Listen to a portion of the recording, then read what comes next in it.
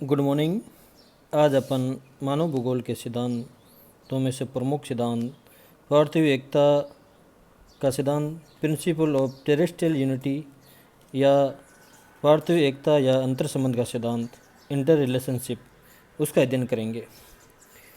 पार्थिव एकता के सिद्धांत के अनुसार वातावरण के सभी भौगोलिक तत्व, जैविक व अजैविक तत्व हो या जड़ या चेतन हो, एक दूसरे के साथ संबंधित होते हैं तथा संपूर्ण पृथ्वी एक इकाई के रूप में कार्य करती है, जिसके विभिन्न भाग आपस में संयुक्त होते हैं और संपूर्ण पृथ्वी पर एक भौतिक नियम क्रियाशील होते हैं। जैसे वायुमंडल में जलवायु तो पृथ्वी से घिरा हुआ वायुमंडल है। वायुमंडल के कारण विभिन्न जलवायु क्षेत्र में विभिन्न प्रकार की वनस्पति की उत्पत्ति होती है, अर्थात जैसे भूमध्य रेखा के क्षेत्र में अलग प्रकार की वनस्पति सदाबहार वन, शीतोष्ण कटिबंधीय क्षेत्र में शीतोष्ण कटिबंधीय या कोणधारी वन पाए जाते हैं।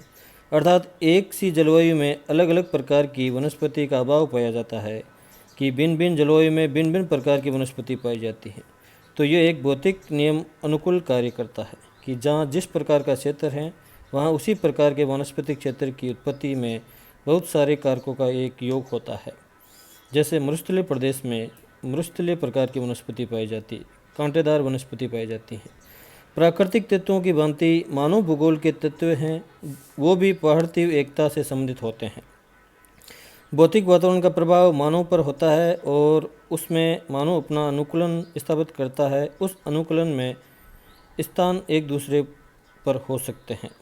प्रत्येक प्रदेश में जो समस्त जीवधारी है वो आपस में वातावरण से अनुकूलन करते हैं। वे अनुकूलन स्थापित करने में भूमि, जलवायु, मिट्टियाँ, वनस्पतियाँ एवं पशुओं में होने वाली पारस्परिक क्रियाएं एक दूसरे को प्रभावित या प्रभाव डालती हैं तथा इसके सहयोग से ही प्रत्येक तत्व की संयुक्तता बनती है, जिसमें परिवर्तन आता है। जैसे वनस्पति की उत्पत्ति पर भूमि, जलवायु, मिट्टी का विशेष प्रभाव होता है और उसके कारण एक विशिष्ट प्रकार की वनस्पति का निर्माण या उत्पत्ति होती है। जलवायु, पृथ्वी पर जो जलवायु क्षेत्र पाए जाते हैं उनके कारण ही विभिन्न प्रकार की पृथ्वी के ऊपरी धरातल पर भूमि के विभिन्न भूदृश्य बनते हैं। जैसे वर्षा आधारित पानी की मात्रा के आधार पर किसी क्षेत्र में भूदृश्यों का निर्माण होता है, उसी प्रकार मरुस्थलीय क्षेत्रों में हवा या विंड के द्वारा विभिन्न प्रकार की भू आकृतियाँ या भूदृश्यों का निर्माण होता है, जैसे बालू का स्तूप का निर्माण होना। अतः संपूर्ण पृथ्वी पर भूदृश्यों का निर्माण एक भौतिक नियम के तहत संचालित किए जाते हैं। अतः इन्हीं नियमों के आधार पर विभिन्न भूदृश्यों की उत्पत्ति संभव होती है। अतः अपन कह सकते हैं कि प्रत्येक भौगोलिक कारक का एक स्वतंत्र और पृथक अस्तित्व असंभव होता है। प्रत्येक भौगोलिक कारक दूसरे कारक से प्रभावित होता है। अतः संसार में विद्यमान प्रत्येक तत्व में एक दूसरे से संबंधित और एक दूसरे पर निर्भरता पाई जाती है। मानव भूगोल के तथ्यों का विकास किसी न किसी कारक के अंतर संबंधों का यही परिणाम है। कोई भी कारक अन्य कारकों से प्रभावित एवं नियंत्रित होकर विकसित होता है तथा अपने विकास के परिणाम स्वरूप अन्य कारकों को भी नियंत्रित एवं प्रभावित करता है। इसी कारण हम किसी भी भौगोलिक कारक का विश्लेषण करते समय उन कारकों का अवश्य अध्ययन करते हैं जो उसको प्रभावित करते हैं। उदाहरण के लिए किसी भी प्रदेश में निवास करने वाले मानव के रहन सहन, जीवन, खान पान, वेशभूषा, सामाजिक व्यवस्था आदि में विभिन्न भौगोलिक दशाओं का प्रभाव पड़ता है तथा स्वयं मनुष्य भी अपने विवेक और तकनीकी के आधार पर भौगोलिक कारकों को प्रभावित करता है। इसी प्रकार पृथ्वी स्वयं भी एक इकाई के रूप में तथा इसके विभिन्न भाग आपस में एक दूसरे से संबंधित एवं नियंत्रित हैं।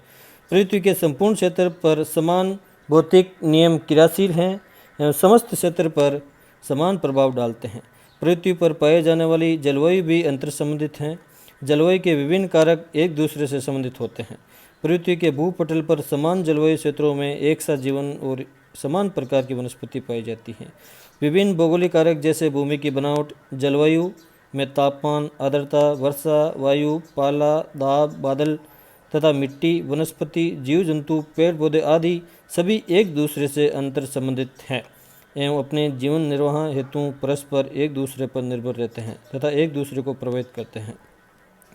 उदाहरण के रूप में जैसे मिट्टी के निर्माण में जलवायु, भूमि, वनस्पति का सम्मिलित योग होता है, लेकिन मिट्टी एवं वनस्पति को प्रभावित करती हैं। जलवायु के विभिन्न कारकों के प्रभाव द्वारा धरातलीय आकृतियों का निर्माण होता है, लेकिन स्वयं पर्वत भी जलवायु को प्रभावित करते हैं। विभिन्न जलवायु क्षेत्रों में विविध वनस्पतियों का विकास होता है, लेकिन वनस्पति विकसित होने पर जलवायु को प्रभावित करती है। जैसे सघन विस्तृत वनस्पति क्षेत्र तापमान को प्रभावित करते हैं तथा आर्द्रता को बनाए रखते हैं। अतः भौगोलिक वातावरण के प्रत्येक तत्व एक दूसरे पर निर्भर, संबंध और एक दूसरे से संगठित होते हैं। अतः प्रसिद्ध मानवशास्त्री जर्मनी के रेटचेल ने कहा है कि प्रत्येक स्थान के भौगोलिक दृश्य वहाँ के वातावरण से संबंधित होते हैं और वातावरण एक जो भौतिक दशाओं का योग होता है। रेटचेल की प्रसिद्ध पुस्तक एंथ्रोपोजोग्राफी में भौतिक दशाओं का वातावरण के साथ भूदृश्यों की उत्पत्ति का कारक माना गया है। इसी प्रकार भूगोलवेत्ता हम्बोल्ट ने भी पृथ्वी के विभिन्न भूभागों या भूदृश्यों में वनस्पति का अत्यधिक महत्व बताया था। इसी प्रकार वर्कोवास्क ने अपनी पुस्तक फिजिकल एटलस में जलवायु एवं वनस्पति के योग को बड़ा महत्वपूर्ण कारक बताया था। उन्होंने कहा कि जलवायु और वनस्पति किसी भी भूदृश्य की उत्पत्ति में महत्वपूर्ण स्थान रखते हैं। प्रत्येक प्रदेश की वातावरण की दशाओं का योग, जैसे तापमान, वर्षा, मिट्टी आदि का प्रभाव प्रदेश की वनस्पति द्वारा स्पष्ट रूप से प्रकट होता है। वनस्पति के आधार पर यह स्पष्ट होता है कि वहाँ वर्षा की मात्रा कैसी रही होगी। जैसे भूमध्य रेखा के प्रदेश में घनी वनस्पति पाई जाती है तो वहाँ हैवी रेनफॉल होती है और सर्वाधिक आर्द्रता पाई जाती है और सर्वाधिक जैव विविधता पाई जाती है। ये वनस्पति की निर्भरता का कारक माना गया है। किसी भी प्रकार की वनस्पति का भौगोलिक अध्ययन करते समय वहाँ की अलग अलग वृक्ष प्रजातियों पर विचार न करके एक मिलाजुला सामूहिक दृश्यों देखने को मिलता है।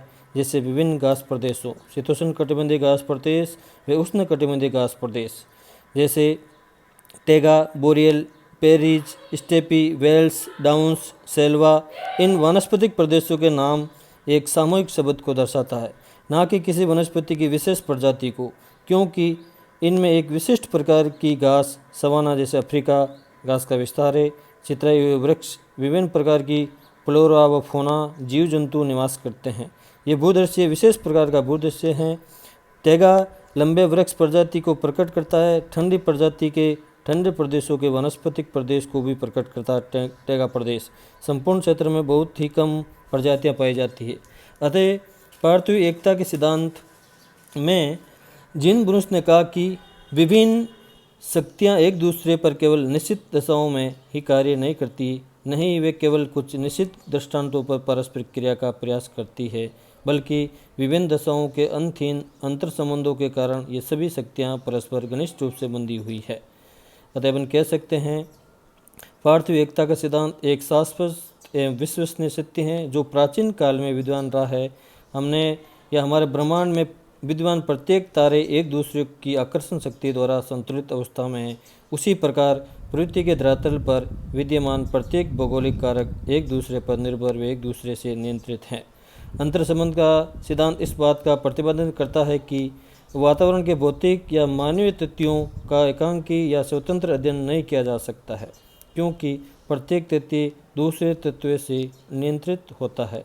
नदियों का उद्गम पर्वतों से होता है, लेकिन नदियों अपने साथ बाह्य तलछट का जमाव भूसंततियों या जीव संकलन में करती रहती हैं।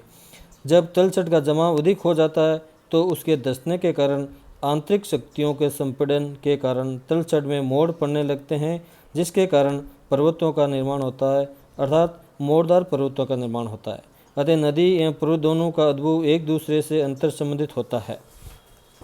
इसी प्रकार पृथ्वी पर विभिन्न विद्यमान जलवायु दशाएं सूर्य ताप के द्वारा प्रभावित होती हैं, लेकिन बादल, ओस, कोहरा आदि स्वयं तापमान को प्रभावित करते रहते हैं। स्वयं मनुष्य पर भी भौतिक वातावरण के विभिन्न कारकों का प्रभाव पड़ता है, लेकिन मनुष्य अपने विवेक, बुद्धि एवं तकनीकी के आधार पर भौतिक वातावरण के साथ समायोजन करते हुए सांस्कृतिक वातावरण का निर्माण करता है, जिसके तहत भौतिक वातावरण को प्रभावित एवं नियंत्रित करते हैं। इस प्रकार पार्थिव एकता के सिद्धांत का सारांश यह है कि पृथ्वी के धरातल एवं वायुमंडल में विद्यमान प्रत्येक जैविक एवं अजैविक तत्व जो भौगोलिक वातावरण, सांस्कृतिक एवं भौतिक वातावरण के कारक हैं, परस्पर एक दूसरे को प्रभावित एवं नियंत्रित करते हैं तथा एक दूसरे से परस्पर अंतर संबंधित रहते हैं। मनुष्य स्वयं भी भौतिक वातावरण के विविध तत्वों से प्रभावित होता है और उन्हें अपने विवेक के आधार पर परिवर्तित कर सांस्कृतिक वातावरण का निर्माण करता है।